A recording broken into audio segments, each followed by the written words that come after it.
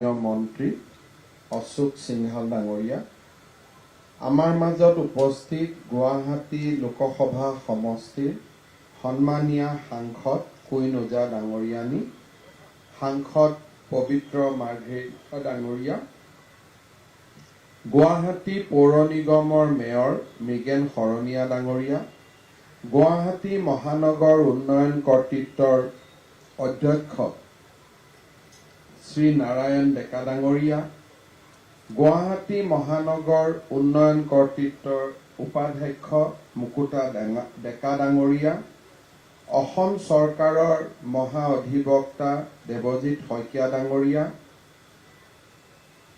Department of housing and urban এফেয়াৰ্ছৰ commissioner secretary Shrimati Kavita Padmanabhan ডাঙৰীয়া, জিলাৰ উপায়ুক্ত পল্লৱ গোপাল জা ডাঙৰীয়াকে আদি কৰি গুৱাহাটী পৌৰ নিগমৰ পাৰিষদসকল, উপস্থিত ৰাইজ, সুধীবৃন্দ, আই মাতৃসকল, অসম চৰকাৰৰ দ্বিতীয় বৰ্ষপূৰ্তিৰ এই শুভ দিনত পুনৰ নিৰ্মিত নেহেৰু পাৰ্ক গুৱাহাটীবাসী ৰাইজলৈ আগবঢ়াই দিবলৈ পাই মই অত্যন্ত গৌৰৱ অনুভৱ কৰিছোঁ। আমাৰ চৌপাশৰ মনোৰম সেউজীয়া প্ৰকৃতিয়ে আমাৰ মনত সুবিমল আনন্দৰ সমল যোগায়। এনে মুক্ত মুকলিমূৰীয়া পৰিৱেশ আমাৰ বাবে জীৱনদায়িনী স্বৰূপ। জীৱনটো সুন্দৰ আৰু সুস্থভাৱে পাৰ কৰিবলৈ আমাক মুকলি পৰিৱেশ লাগে। এনে পৰিৱেশে প্ৰত্যেক মানুহৰ প্ৰশান্তিৰ উৎস। সেয়েহে ৰাইজত সেউজ আন্তঃগাঁথনি বিকাশৰ দিশত আমাৰ চৰকাৰে আৰম্ভণিৰ পৰাই বিশেষ গুৰুত্ব দি আহিছে। ৰাইজৰ সুবিধাৰ বাবে সমগ্ৰ ৰাজ্যজুৰি অধিক প্ৰাকৃতিকভাৱে অৱসৰ বিনোদনৰ সুবিধা সম্বলিত সেউজ মুকলি স্থান সৃষ্টি কৰাৰ ক্ষেত্ৰত আমাৰ চৰকাৰে নিৰন্তৰ প্ৰচেষ্টা গ্ৰহণ কৰি আহিছে। গুৱাহাটী মহানগৰীৰ জনগণৰ সংখ্যা এতিয়া 10 লাখ অতিক্ৰম কৰিছে। বৰ্ধিত জনসংখ্যাৰ প্ৰতি লক্ষ্য ৰাখি মুকলি অঞ্চলৰো আমাক অত্যন্ত প্ৰয়োজন হৈছে। গুৱাহাটী মহানগৰীত অসম চৰকাৰৰ প্ৰচেষ্টাত বিশেষকৈ নগৰ পৰিক্ৰমা আৰু গৃহ নিৰ্মাণ বিভাগৰ প্ৰচেষ্টাত দুখন নতুন উদ্যোগ অমৃত উদ্যান হেঙেৰাবাৰীত আৰু অটল উদ্যান পাণ্ডু মালিগাঁৱত ইতিমধ্যে নিৰ্মাণ কৰি ৰাইজৰ বাবে উৎসৰ্গা কৰা হৈছে। গুৱাহাটীৰ গান্ধী মণ্ডপতো নৈসৰ্গিকভাৱে উন্নত কৰা হৈছে। পল্টন বজাৰত থকা উদ্যানখনকো নতুন ৰূপত সজাই পৰাই তোলা হৈছে। 18 বিঘা মাটিৰে বিস্তাৰিত গুৱাহাটীৰ নেহেৰু পাৰ্ক গুৱাহাটী মহানগৰৰ এক ঐতিহ্যমণ্ডিত সম্পদ। এটা নিৰ্ধাৰিত সময়ত এই পাৰ্কখনক আমি নতুন ৰূপত সজাই পৰাই তোলাৰ প্ৰচেষ্টা কৰোঁ। সেই প্ৰচেষ্টাৰ অংশ হিচাপে এইবাৰো প্ৰায় 11 কোটি টকা খৰচ কৰি গুৱাহাটী নেহেৰু পাৰ্কখনক নতুন ৰূপত সজাই পৰাই তোলাৰ প্ৰচেষ্টা কৰা হৈছে। পুৰণি এডালো গছ নকটাকৈ এই সমগ্ৰ উদ্যানখন উন্নীত কৰাৰ লগতে এটা জলাশয়ো নিৰ্মাণ কৰা হৈছে। ভাৰতৰত্ন গোপীনাথ বৰদলৈ ডাঙৰীয়াৰ প্ৰতিমূৰ্তি এটাও ইয়াতে নিৰ্মাণ কৰা হৈছে। পূৰ্বৰ পৰাই থকা শ্বহীদ কুশল কোঁৱৰৰ মূৰ্তিটোকো উন্নীত কৰা হৈছে। আমাৰ মনত এটা প্ৰচেষ্টা আছে যে নেহেৰু পাৰ্কৰ পৰা জৰ্জ ফিল্ডলৈকে যোৱা পথছোৱা সম্পূৰ্ণ মুকলি হ'ব লাগে, যাতে নেহেৰু পাৰ্কত অহা মানুহ জৰ্জ ফিল্ডলৈকে যাব পাৰে আৰু জৰ্জ ফিল্ডলৈকে অহা মানুহ নেহেৰু পাৰ্কলৈকে আহিব পাৰে।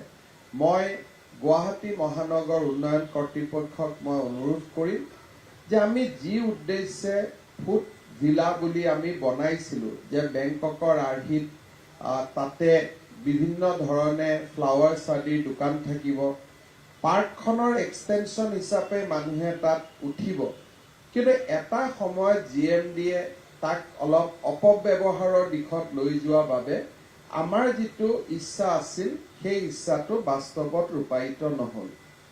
Barrier free access between Judges Field and Nehru park, এই দিশত কাম কৰিবৰ বাবে মই GMDক আহ্বান জনাম। আজিৰ পৰা 2-3 বছৰৰ পিছত গুৱাহাটী হাইকোৰ্টখনো নদীৰ আনফাললৈ গুচি যাব। ইতিমধ্যে গুৱাহাটী উচ্চ ন্যায়ালয়ত আমি নতুন ভূমি আবণ্টনৰ দিশত আগবাঢ়িছো। সেয়া সম্ভৱ হলে গুৱাহাটী উচ্চ ন্যায়ালয়ৰ ইনফ্ৰাষ্ট্ৰাকচাৰখিনিও অসম চৰকাৰৰ হাতলৈ আহিব পাৰিব আৰু মুকলি ঠাই আমি লতাশিলৰ শেষ বিন্দুলৈকে যাব পাৰিম। আজি আমি কিমান দূৰ সফল হ'ব নাজানো, কিন্তু 10 বছৰৰ পৰিকল্পনা যদি আমি কৰোঁ, নেহেৰু পাৰ্ক মুকলি, জাজেছ ফিল্ড মুকলি, হাইকোৰ্টৰ অংশটো যদি আমি মুকলি কৰিব পাৰোঁ, একেবাৰে আমি লতাশিল ইতিমধ্যে মুকলি হৈ আছে। গতিকে আমি কলকাতাৰ নগৰত সোমালে যি ধৰণে বিশাল আমি মুকলি ঠাই পাওঁ, সেই ধৰণৰ এটা আমি বেৰিয়াৰ ফ্ৰী লেভেললৈকে যাব পাৰোঁ। হয়তো তাৰ প্ৰয়োজন হলে জাজেছ ফিল্ডৰ কোনোবা জেগাত নিৰ্মাণ কৰা গেলাৰী আদিৰ আৰু অলপ ৰিফৰ্ম কৰিব লাগিব, কিন্তু উচ্চ ন্যায়ালয় ফটক কৰি ইয়াৰ পৰা উঠি নাযাব। 10-15 বছৰ দীঘলীয়া সময়ৰ প্ৰয়োজন হ'ব, কিন্তু অন্ততঃ জাজেছ ফিল্ড আৰু নেহেৰু পাৰ্কৰ মাজত বেৰিয়াৰ ফ্ৰী এক্সেছৰ দিশত GMDক মই কাম কৰিবৰ বাবে আহ্বান জনাম। নেহেৰু পাৰ্ক আৰু গুৱাহাটীৰ ৰূপৱেৰ মাজত এটা নৈসৰ্গিক ফুট অভাৰব্ৰিজ এখন নিৰ্মাণ কৰাৰ বাবেও মই GMDক আহ্বান জনাম, যাতে নেহেৰু পাৰ্কৰ পৰা ৰূপৱেলৈকে আমি পোনে পোনে এখন ফুট ব্ৰিজৰ ওপৰেদি উঠি যাব পাৰোঁ। আৰু ফুট ব্ৰিজখন খুব ট্ৰেডিশ্যনেল হ'ব লাগে তাৰ আউটলুকটো, আৰু তাত মডাৰ্ণ আৰ্কিটেকচাৰতকৈও ট্ৰেডিশ্যনেল আৰ্কিটেকচাৰে গুৰুত্ব পাব লাগে। ইয়াৰ পিছত আমাৰ লক্ষ্য হ'ব লাগে যে ফাঁচী বজাৰৰ বোটানিকেল গাৰ্ডেনখন আমি কিমান সোনকালে উদ্বোধন কৰিব পাৰোঁ। জুনৰ ভিতৰত মই বিচাৰিম, আৰু জুনৰ ভিতৰত নোৱাৰিলেও 15 আগষ্টৰ আগতে আমি গুৱাহাটীৰ ফাঁচী বজাৰৰ জেইলত, পুৰণা জেইলত নিৰ্মিত বোটানিকেল গাৰ্ডেনখন আমি মুকলি কৰিব লাগে।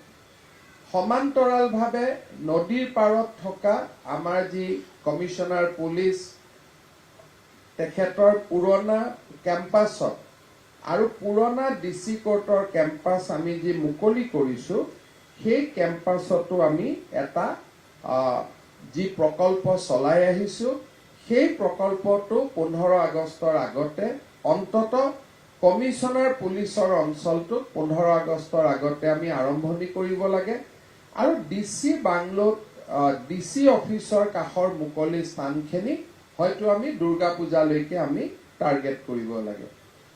গুৱাহাটীৰ কমিশনাৰ পুলিচৰ সন্মুখত যেনেকে এটা পদুম পুখুৰী আছে, তেনেকে DC অফিচৰ সেই স্থানতো আৰু এটা নতুন পুখুৰী বনাব লাগে, যে এটা টুইন পুখুৰী এটা গুৱাহাটীৰ মানুহে দেখা পায়।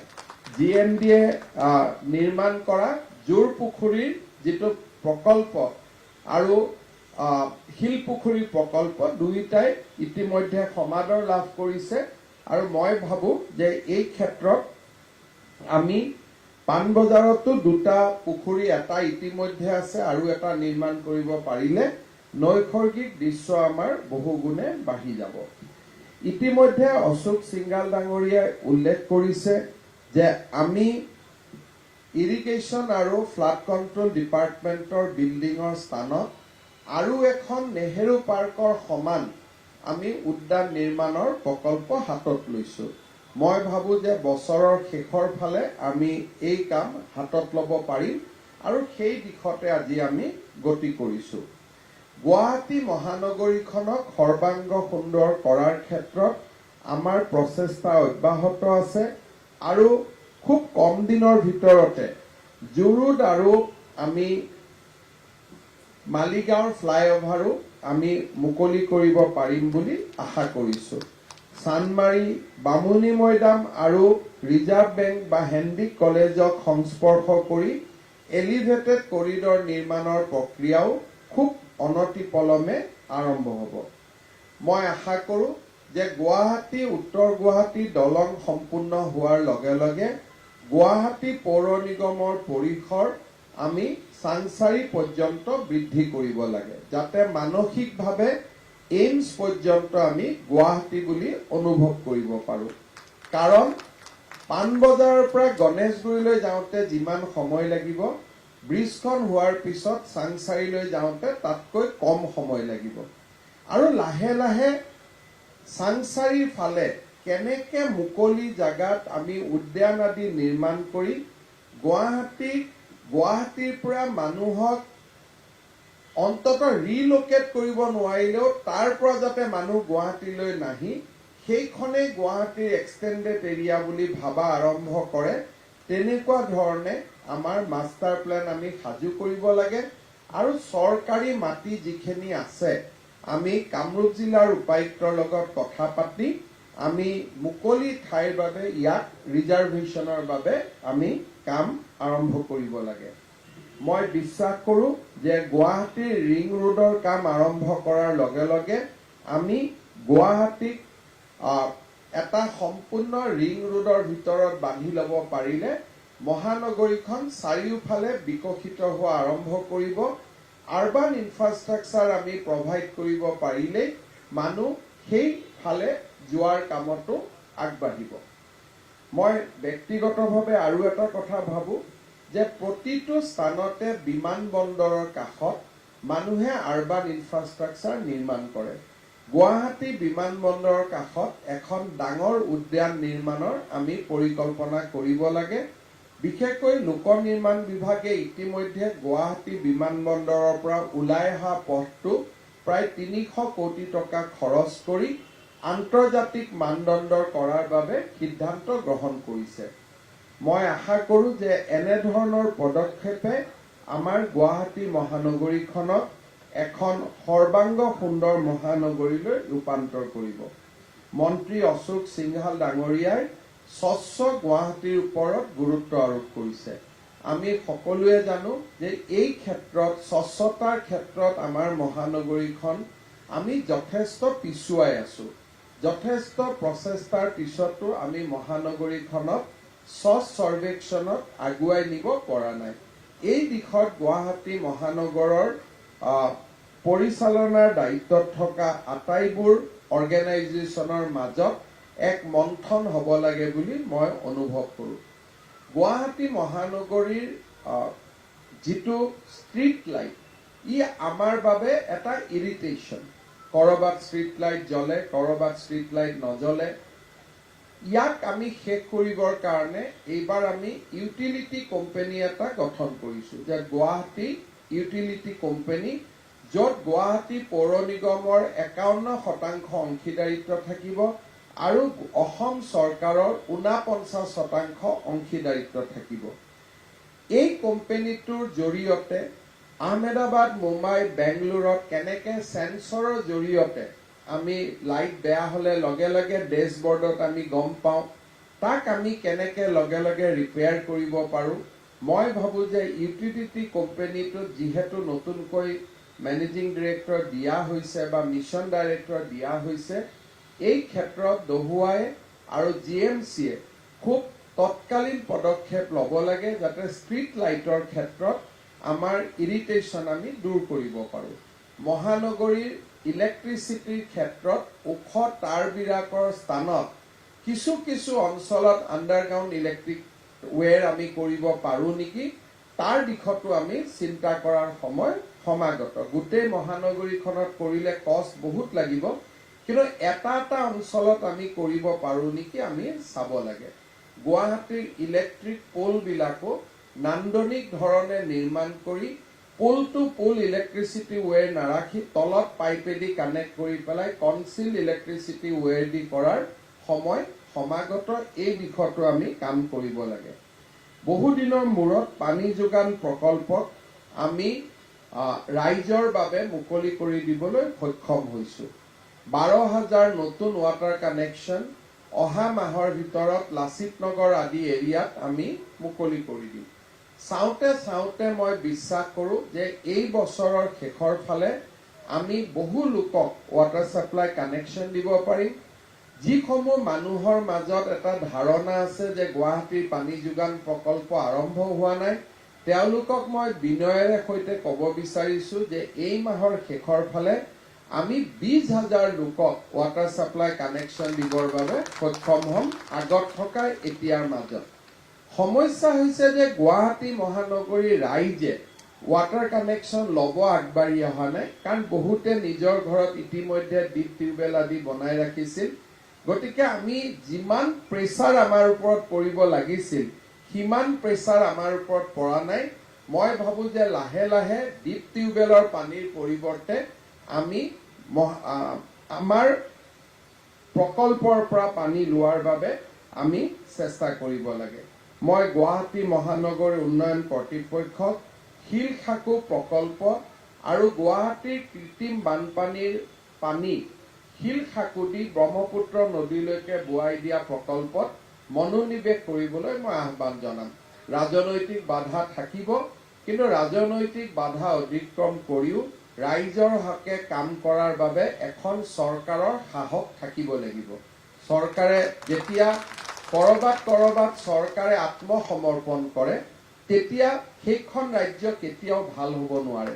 মোৰ যদি তাত নিজৰ বিল্ডিং বনাবলগীয়া নাই, মোৰ যদি নিজৰ ভেষ্টেড ইণ্টাৰেষ্ট নাই, মাত্ৰ বহুজন সুখায় বহুজন হিতায়ৰ বাবে মই কাম কৰিছোঁ, তেতিয়া সন্মুখত অহা বাধাকো আমি সাহসেৰে প্ৰত্যাহ্বান গ্ৰহণ কৰিব পৰা ক্ষমতা আমাৰ সকলোৰে থাকিব লাগিব।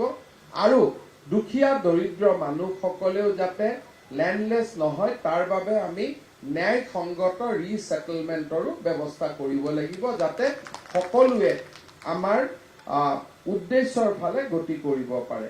ৰাজ্য চৰকাৰ যেতিয়াই সাহসী হ'ব আৰু সেই সাহস সততা আৰু ন্যায়ৰ ওপৰত প্ৰতিষ্ঠা হ'ব। সাহসী কাৰো দুখীয়াজনৰ ওপৰত অত্যাচাৰ কৰাৰ কাৰণে মানুহ সাহসী হ'ব নালাগে, সাহসী হ'ব লাগে সততা আৰু ন্যায়ৰ ওপৰত। পুলিচৰ লাঠি যেতিয়া অপৰাধীৰ বিপক্ষে যিমানেই জোৰে চলক কিয় মানুহে আপত্তি নকৰে, দুখীয়াজনৰ বিৰুদ্ধে চলিলে তেতিয়া মানুহে আপত্তি কৰে। সততা আৰু সাহসৰ ভিত্তিত আমি ন্যায়ক সন্মুখত ৰাখি কাম কৰাৰ অভ্যাস আমি আৰম্ভ কৰিব লাগে আৰু সকলো কথাতে কম্প্ৰমাইজ কৰাৰ এটিচিউডটো আমি বাদ দিব লাগে। কাৰণ মেনেজমেণ্ট কৰি আমি বহু দূৰ আমাৰ ৰাজ্যখনক আগুৱাই লৈ যাব নোৱাৰোঁ। আমি যদি কৰিব লাগে আমি ডিচিচিভ একশ্যন ল'লেহে ৰাজ্য আগুৱাই যাব পাৰে। মোৰ 2 বছৰৰ বৰ্ষৰ পূৰ্তিত মোৰ এইটোৱে মোৰ অভিজ্ঞতা হ'ল যে য'তে আমি ডিচিচিভ একশ্যন লৈছোঁ তাতে মানুহৰ মাজত পজিটিভ ছিগনেল গৈছে। য'তে আমি আত্মসমৰ্পণ কৰিছোঁ লোকেল এৰিয়াটোত আমি হয়তো সমস্যা সমাধান কৰিছোঁ বা গ্ৰেটাৰ অডিয়েন্সৰ আগত চৰকাৰখনক নিশকতীয়া আৰু দুৰ্বল বুলিয়েই মেছেজ গৈছে। সেইকাৰণে মই ভাবোঁ যে বহুজন সুখায় বহুজন হিতায় নীতিক সন্মুখত ৰাখি সততা আৰু ন্যায়ৰ প্লেটফৰ্মত থিয় হৈ সাহসেৰে চৰকাৰে কাম কৰিলে গুৱাহাটী আৰু অসমৰ বিকাশ হ'ব। তাকে কামনা কৰি মই পুনৰ এবাৰ আজিৰ এই সুন্দৰ অনুষ্ঠানটোৰ বাবে গুৱাহাটী মহানগৰ উন্নয়ন কৰ্তৃপক্ষ, গুৱাহাটী পৌৰ নিগম, জিলা প্ৰশাসন আৰু আমাৰ গৃহ নিৰ্মাণ আৰু নগৰ উন্নয়ন বিভাগক ধন্যবাদ জনাই মই মোৰ বক্তব্যৰ সামৰণি মাৰিছোঁ। ধন্যবাদ। জয় হিন্দ, জয় আই অসম, জয় মা ভাৰতী। আপোনাৰ বলিষ্ঠ পদক্ষেপৰ সবল নেতৃত্বৰ বাবে এই 2 বছৰ